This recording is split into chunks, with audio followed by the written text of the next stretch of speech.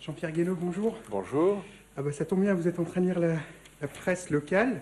Les dernières nouvelles d'Alsace. Ah bah voyons. Mais justement, est-ce que d'après vous, aujourd'hui, il y a un homme de la trempe de Saint-Exupéry en France?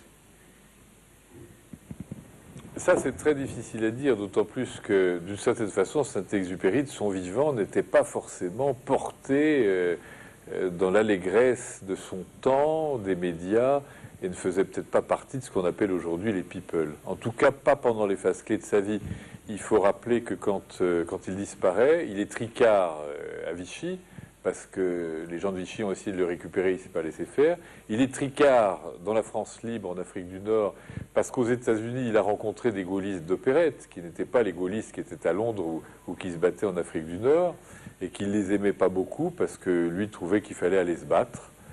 Et curieusement, il y a à peu près à l'époque que chez les Américains qui trouvaient grâce, puisque quand les GIs débarquent sur les plages de Normandie, beaucoup ont dans leur sac à dos Flight over Arras, qui est le premier titre en anglais de pilote de guerre, car le gouvernement américain trouvait que ce livre, Pilote de guerre, était l'incarnation par excellence, par essence, de l'esprit de résistance.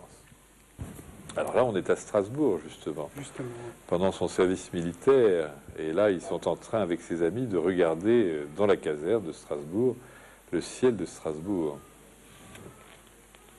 Strasbourg est une ville exquise. J'ai trouvé une chambre épatante. C'est chez un ménage qui loge dans la rue la plus chic de Strasbourg, de Bragevent, qui ne savent pas un mot de français. La chambre est luxueuse, chauffage central, eau chaude, 2 lampes électriques, 2 armoires et un ascenseur dans l'immeuble, le tout 120 francs par mois. Magnifique. On n'ignore rien de Strasbourg.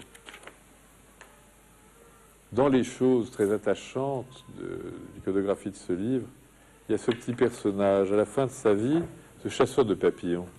Un de ses amis demandait à Saint-Exupéry, mais pourquoi tu as toujours sur toi ce chasseur de papillons?